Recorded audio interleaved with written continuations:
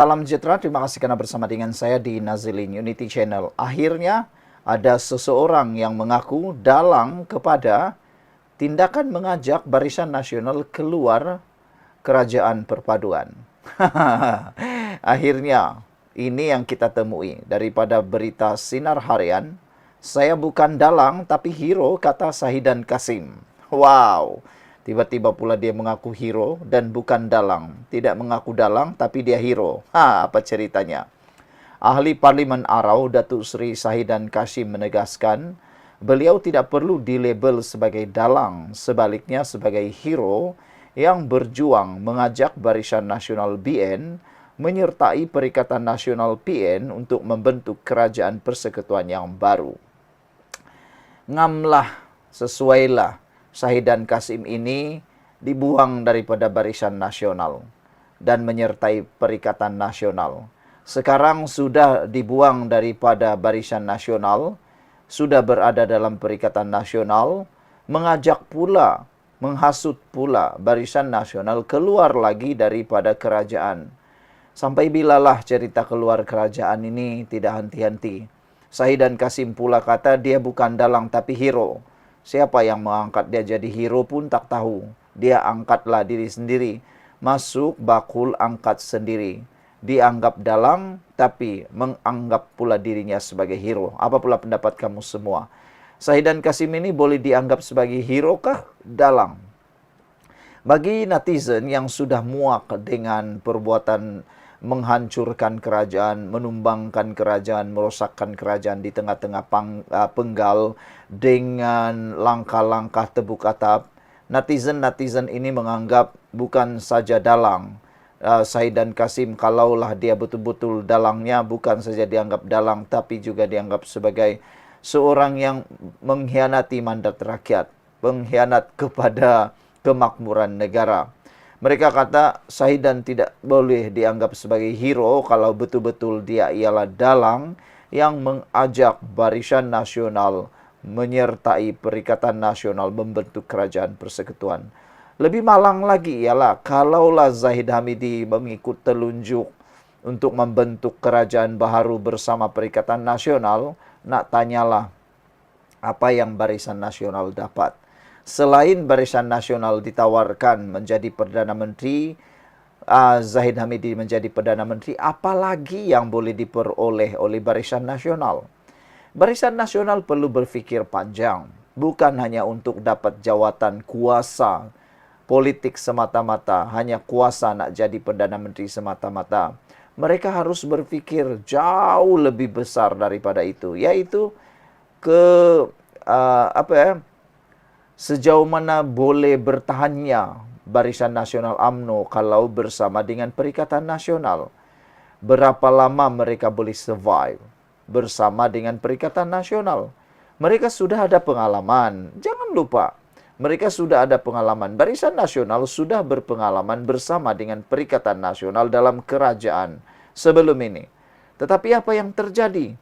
Barisan Nasional tarik sokongan terhadap Muhyiddin Yassin, sehingga Muhyiddin Yassin terpaksa letak jawatan sebagai Perdana Menteri dan digantikan oleh Ismail Sabri Yaakob. Jadi kalau lagi masih Barisan Nasional, khususnya UMNO, masih lagi tidak belajar daripada kesilapan lalu, apalagi yang nak kita kata? Apalagi yang kita nak kata? Bukankah itu seperti sesuatu yang memasukkan tangan di lubang yang sama yang punya ular? Sudah tahu dalam lubang itu ada ular, masukkan juga tangan kali kedua. Itu namanya bodoh. Kan? Sudah tahu ada ular dalam lubang itu, masih juga masukkan tangan ke dalam lubang itu untuk kali kedua. Nah, itu memang sesuatu tindakan yang paling tidak pintar lah. Boleh kata bodoh lah. Tapi saya rasa tindakan Zahid Hamidi menolak, tidak tertarik pun dengan tawaran itu, satu tindakan yang paling bijaksana yang pernah kita tahu. Tahniah kepada Zahid Hamidi kerana tidak termakan ajakan hasutan daripada pihak-pihak tertentu yang mahu mengajak Barisan Nasional UMNO meninggalkan kerajaan sekarang. Kalau nak tinggalkan kerajaan sekarang, tunggulah pilihan raya. Janganlah di tengah-tengah penggal. Tak apalah dalam pilihan raya nanti bergaduhlah kamu dengan kempen-kempennya, dengan cara memancing undi sebagainya. Teruskan. Tapi untuk masa sekarang, jangan sekali-kalilah. Itu bukan hero, tapi itu dalang. Shahidan Kasim mengatakan bahwa pelawaan tersebut bukan lagi rahasia kerana ia pernah dibuat secara terbuka. Sama ada menerusi pentas ceramah. Menambah lanjut tentang Perikatan Nasional nak suruh BN keluar kerajaan, itu secara terbuka nak sembunyikan apa? Semua orang sebut, kata Shahidan Kasim. Ucapan nak ajak UMNO join kami itu tak berhenti kami cakap.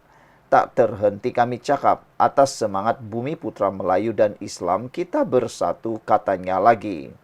Kita ajak bersatu, bukan nak bergaduh dengan orang. Kita bersatu nak kuat, kata Shahidan Kasim. Kalau nak jumpa seseorang, saya akan istiharkan akan berjumpa sesiapa. Kalau ada orang tuduh saya dalang, saya nak beritahu siapa dia dalang yang besar. Saya akan dedahkan satu persatu siapa dalang, katanya. Dalam sidang media bersama ahli-ahli Parlimen Perikatan Nasional PN di Parlimen di sini pada Rabu.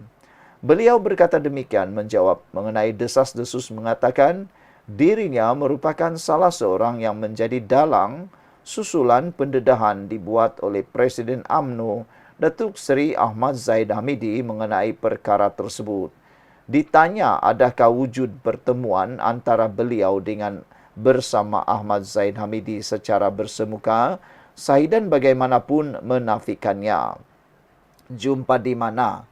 Itu persoalannya. Jumpa tiap-tiap hari, selisih setiap hari. Tapi saya akan semaklah sebab perkataan dalang itu salah satu musibah politik yang harus diperbetulkan. Yang dalang adalah orang itu. Saya rakyat Malaysia, kita akan berjuang sampai bila-bila bahwa perbuatan untuk memecah belahkan Bumi Putra dan Melayu itu adalah terkutuk, kata Shahidan Kasim lagi. Kalau ada orang Melayu atau Bumi Putra kerjasama untuk tujuan tersebut, itu terkutuk, itulah dalang, katanya. Sementara itu, ahli Parlimen Pengkalan Cepa, Datuk Dr. Ahmad Marzuk Sardi berkata tuduhan bahawa Shahidan menjadi dalang adalah tidak berasas. Kalau dikatakan bahawa Arau sebagai dalang untuk menarik ahli-ahli Parlimen tertentu menarik balik sokongan kepada kerajaan, itu tidak betul, katanya. Apa yang kita ada untuk tawarkan? Kita sebagai pembangkang tiada peruntukan. Kita nak tawarkan apa kepada mereka, katanya. Kecuali mereka secara sukarela untuk berbuat demikian. Jadi, tuduhan itu sangat tidak berasas. Kalau ada yang datang untuk bukan kerana kita, tapi kerana mereka sendiri, ada bangkit kesedaran dalam diri mereka sendiri, katanya lagi. Sekian untuk kali ini. Jangan lupa tinggalkan komen Anda.